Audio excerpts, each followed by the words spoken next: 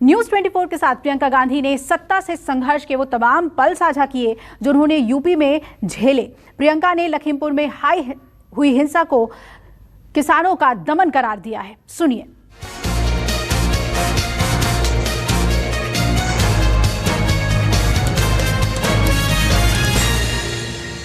प्रियंका गांधी मेरे साथ लाइव जुड़ गई हैं। प्रियंका, आप पर ये नजरें इतनी क्यों इनायत हो रही हैं? आप अभी भी हिरासत में रखी गई हैं, बाकी नेताओं को छोड़ दिया गया है। जी, मैं अभी भी हिरासत में हूँ। अभी भी मुझे कोई भी फॉर्मेलिटी नहीं दिखाई गई है, कोई भी ऑर्डर नहीं दिखाया गया मेरे अरेस्ट का, कुछ नहीं।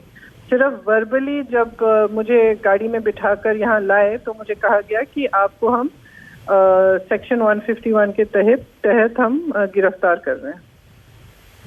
तो आपने ये नहीं कहा कि अब तो बाकियों को छोड़ दिया? अखिलेश यादव तो एक और चैनल पर उनके एक कॉन्क्लेव में इंटरव्यू भी दे आए और आप अभी सीतापुर में ही हैं। मैं उनसे क्यों पूछूं? मैं जानती हूँ क्यों। क्योंकि आप बताइए, पिछले 1.5 सालों में उत्तर प्रदेश में क्या अखिलेश जी ने या मायावती जी ने कोई इशू उठाया है? क्या वो सड़क पे आए हैं? नहीं आए हैं। कांग्रेस ही आई है।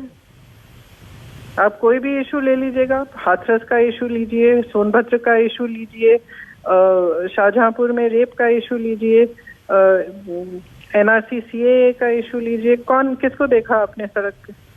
जब वो आते ही नहीं है, जब वो करते ही नहीं है, विपक्ष का धर्म निभाते ही नहीं है पूरी तरह से, तो ठीक है, तो उनको नाम के वास्ते 2-3 घंटों के लिए हिरासत में रख लिया। नहीं, आप पर इतनी नजरें इनायत क्यों कर रहा है प्रशासन? शासन आप ही पर खास निगाहें क्यों हैं? मैं आपका जवाब दे रही हूँ ना, क्योंकि एक ही पार्टी है जो लगातार इश्यूज उठाती है, लगातार जनता की आवाज उठाती है और झुकती नहीं है उनके सामने। पर आप लखीमपुर खीरी जाने पर इतनी आमादा क्यों हैं? आपको मालूम है संवेदनशील अभी मामला है। अभी आरोप ये भी आप पर लग रहे हैं, आप पॉलिटिकल टूरिज्म कर रही हैं, आप लाशों पर राजनीतिक रोटियां सेकने के लिए लखीमपुर खीरी जाना चाहते हैं। अच्छा, ये 3 सवाल हैं, तो किस सवाल का जवाब दूं मैं? एक एक कर तीनों का दे दीजिए।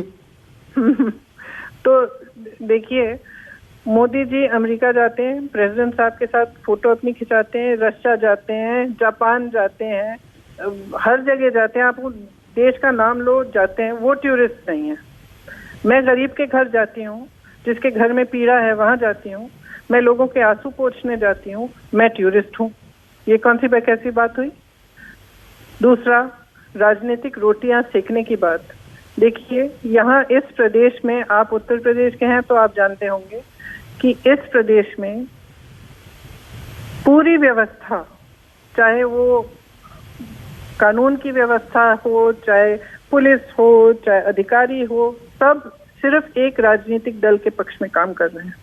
कल जब मुझे अरेस्ट करने के लिए आए तो मैंने उनसे पूछा, बताइए ना मैं क्या करने जा रही हूँ, सेक्शन 151 है क्या? मुझे बताया गया सेक्शन 151 ये है कि जब हम जानते हैं कि कोई अपराध करने जा रहा है तो हम उसका प्रिवेंटिव अरेस्ट कर सकते हैं। तो मैंने पूछा, कौन सा अपराध कर रही हूँ, बताइए कौन सा अपराध कर रही हूँ?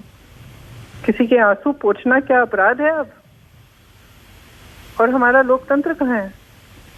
नष्ट कर दिया है क्या आपने कि कोई भी विपक्ष का नेता अपने घर से नहीं निकल सकता? किस लिए, किस बात से डर रहे हैं? सच्चाई से डर रहे हैं। अब सरकार कह रही है FIR हमने दर्ज कर ली है, समझौता हो गया है किसानों में, प्रशासन में 45 लाख रुपए के मुआवजे देने की बात हो रही है, 10 लाख घायलों को देने की बात है। तो आपको लगता है अब इंसाफ होगा? एक रिटायर्ड हाईकोर्ट जज से जांच भी करवाने को तैयार हो गई है सरकार। देखिए, सबसे पहले तो इस सरकार का व्यवहार है, आप देख लीजिए, पिछले 1 साल में देख लीजिए, जो भी इश्यूज हम लोगों ने उठाए हैं उन पे एक्शन तभी होता है जब इन पे राजनीतिक दबाव होता है। सबसे पहले बात तो ये है। दूसरा, रिटायर्ड जज से क्यों, सिटिंग जज से क्यों नहीं करा रहे हैं जांच? तीसरा, आपने विपक्ष के नेताओं को अरेस्ट किया, FIR दिया, FIR दिखाया, मुझे दर्ज किया है? नहीं किया ना। मैंने तो किसी की हत्या नहीं की है, लेकिन जिसने हत्या की है, जिसने गाड़ी के पहियों के नीचे किसानों को कुचला है, उसके लिए आप कह रहे हैं कि FIR काफी है। मेरे लिए तो आप कह रहे हैं कि मुझे अरेस्ट कर लीजिए और FIR भी मत दर्ज करिए। उसको अरेस्ट क्यों नहीं किया है? और प्लीज मुझे बताइए, एक सरकार है, ठीक है, सरकार का धर्म होता है न्याय दिलवाए, जनता की सुरक्षा करे आदि, लेकिन एक नैतिक धर्म भी तो होता है। क्या वो नैतिक धर्म भूल गए हैं? अगर इस सरकार में एक ऐसे मंत्री हैं जो खुलेआम भरी सभा में जनता को धमकाता है, कहता है कि अगर तुम लोग प्रोटेस्ट करोगे, अगर किसी ने आवाज उठाई तो देखना क्या होगा।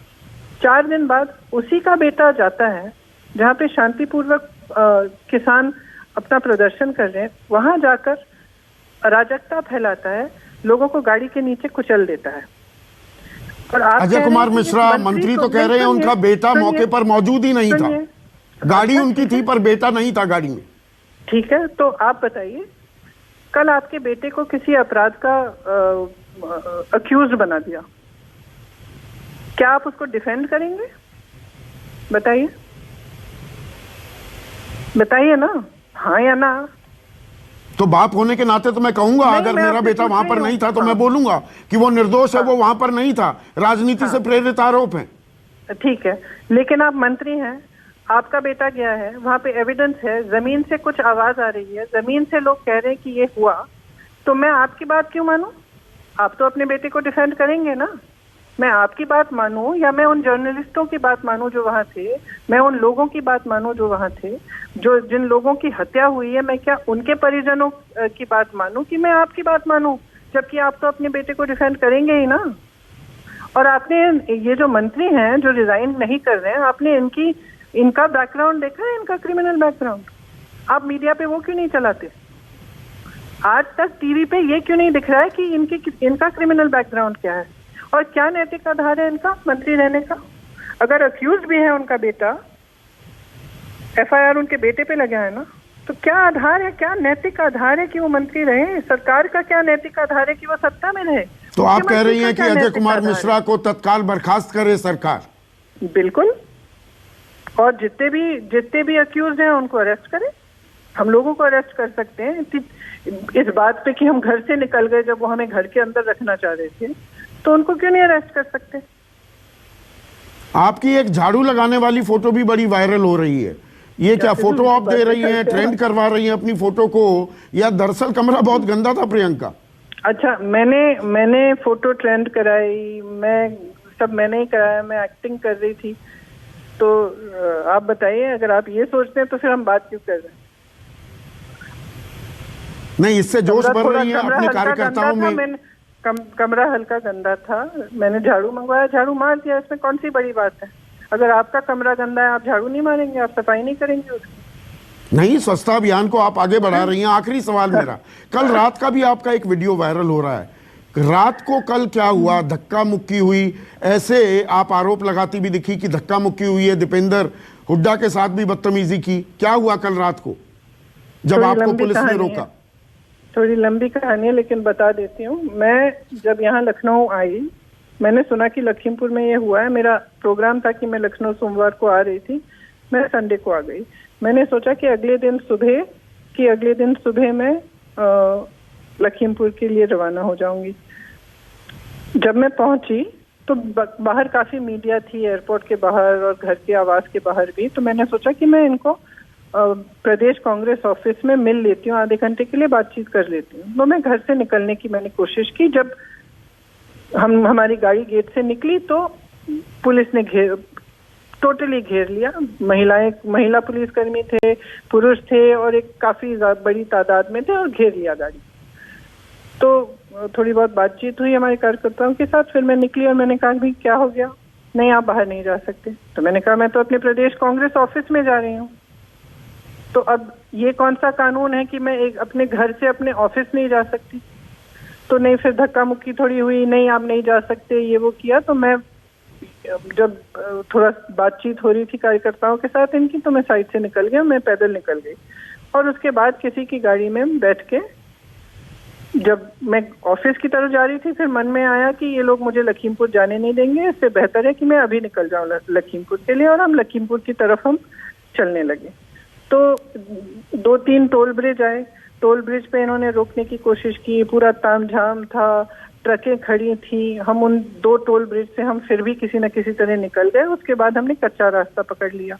जब हमने कच्चा रास्ता पकड़ा, क्योंकि हमने सोचा हाईवे पे ये लोग रोकते रहेंगे, कच्चा रास्ता ले लेंगे, पहुंच जाएंगे, थोड़ा टाइम और लगेगा। तो काफी रात हो गई थी, मेरे ख्याल से 12:30-1 बज चुके थे। कच्चा रास्ता हमने पकड़ा और कुछ देर बाद ये लोग दिखे नहीं, पुलिस वाले। हो सकता है कि गलत टर्न ले लिया होगा इन्होंने, जो भी है, लेकिन दिखे नहीं।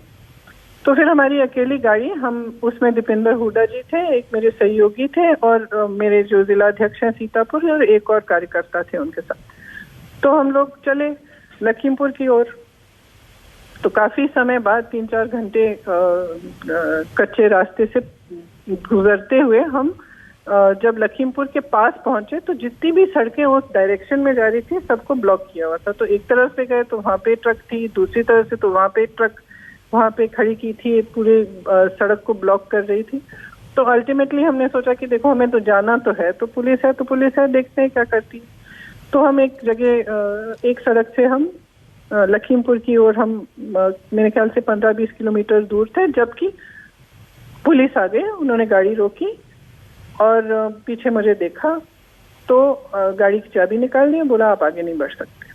तो फिर से मैंने वही बात की कि बताइए क्यों नहीं। उन्होंने कहा कि यहाँ पे धारा 144 है। तो वास्तविकता ये है कि वहाँ पे धारा 144 लखीमपुर में थी लेकिन सीतापुर में नहीं थी, और इन एनी केस हम लोग उसका उल्लंघन कर नहीं रहे थे क्योंकि हम गाड़ी में 5 लोग थे। मैंने कहा मैं एक को छोड़ दूंगी, अब 4 लोग चले जाएंगे। हमारे साथ कोई नहीं था, हम सिर्फ यही 4-5 लोग थे अकेले। तो फिर इन्होंने मुझे घेरा, महिला पुलिस कर्मियों ने घेरा और 8-10 महिलाओं ने कस के मेरे इर्द गिर्द एक जैसे हाथ पकड़ के एक कॉर्डन जैसा बनाया, और उसके बाहर पुरुष थे और तमाम इनके अफसर, तब तक और भी अफसर पहुंच गए थे। तो मैं चलने लगी। मैंने कहा आप रोक तो सकते नहीं हैं, या आपको अरेस्ट करना है तो अरेस्ट करिए, लेकिन आप ऐसे ही बगैर किसी धारा के, बगैर किसी ऑर्डर के, बगैर किसी चीज के आप मुझे ऐसे तो आप पकड़ के कहीं ले जा नहीं सकते। तो मैं चलने लगी तो वो लोग धक्का मारने लगे क्योंकि मुझे रोकने का प्रयास कर रहे थे। इस बीच मेरे एक साथी को किसी ने घूसे मारे, उसको घसीट के ले गए। दूसरी तरफ 3 पुलिस वालों ने उनको उठाया और अपनी जीप के अंदर ठोसने की कोशिश की। मैंने उनको रोकने की कोशिश की तो दूसरी तरफ दीपेंद्र हुडा जी को मारने लगे और खींचने लगे और धरने लगे। तो फिर मैं उधर चली गई उनको थोड़ा सा उनको बचाने के लिए। फिर मैंने इनको डांटा क्योंकि मैंने कहा देखिए जो आप कर रहे हैं इसके लिए मैं एक्चुअली आपको चार्जशीट कर सकती हूँ, FIR करवा सकती हूँ आप लोगों की, क्योंकि आप पुलिस होंगे, लेकिन अगर आपके पास कोई लीगल बेसिस नहीं है तो जो आप कर रहे हैं वो that amounts to assault and attempted kidnapping, क्योंकि हमको पकड़ के आप गाड़ी में ठोस के कहीं भेजना चाह रहे हैं बगैर किसी लीगल आधार के। तो मैंने कहा या तो आप लीगल आधार दिखाइए या मत छूइए हमें। तो फिर ये सब चल रहा था। तो थोड़ी देर बाद एक उनके जो बड़े अफसर हैं वो आए और उन्होंने कहा ठीक है फिर हम आपको अरेस्ट कर रहे हैं, धारा 151 के तहत अरेस्ट कर रहे हैं। मैंने कहा ये क्या है? तो जैसे मैंने कहा उन्होंने कहा कि अगर हमें मालूम है कि कोई अपराध करने जा रहा है तो फिर उसमें भी हमारी थोड़ी सी बहस हो गई, क्योंकि मैंने उनको कहा कि आपकी ड्यूटी, आपका धर्म तो संविधान के प्रति है, किसी राजनीतिक दल के प्रति नहीं है। तो आप ये राजनीतिक काम कर रहे हो क्योंकि आपको मालूम है कि मैं अपराध करने नहीं जा रही। तो मैं क्या करें, अधिकारी तो मजबूरी हैं बेचारे, वो भी क्या करें। तो फिर उन्होंने मुझे जीप में डाल दिया 2 महिला पुलिसकर्मी के साथ, 2 कांस्टेबल्स के साथ, और जो मेरे साथी थे जो जीप में आने की कोशिश कर रहे थे क्योंकि वो थोड़े घबराए हुए थे कि मुझे अकेले बीच रात में ले जा रहे हैं, उनको उन्होंने ढकेल दिया और गिरा दिया, मतलब हटा दिया गाड़ी से, और मुझे ले आए यहाँ पे। तब से मैं यहाँ हूँ। तब से आप यहाँ हैं। आप लखीमपुर जाए बिना क्या लखनऊ वापस नहीं जाएंगी? देखिए मेरी इच्छा तो यह है कि मैं परिजनों से मिलूं। अभी भी मेरा डिटेंशन इलीगल है, अभी भी मुझे कोई ऑर्डर सर्व नहीं किया गया है इन्होंने। तो 24 घंटे बाद तो रख नहीं सकते मुझे, तो या तो मुझे अरेस्ट करें या फिर मुझे जाने दें। शुक्रिया प्रियंका वाड्रा। तो कांग्रेस की महासचिव अपनी आप बीती बताते हुए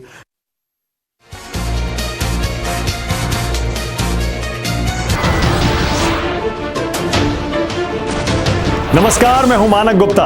अगर आपको हमारा ये वीडियो पसंद आया हो तो इसे लाइक और शेयर जरूर करें, और हां, हमें सब्सक्राइब और फॉलो करना ना भूलें ताकि आप देश और दुनिया की कोई खबर मिस ना करें। तो जुड़े रहिए हमारे साथ और देखते रहिए News 24।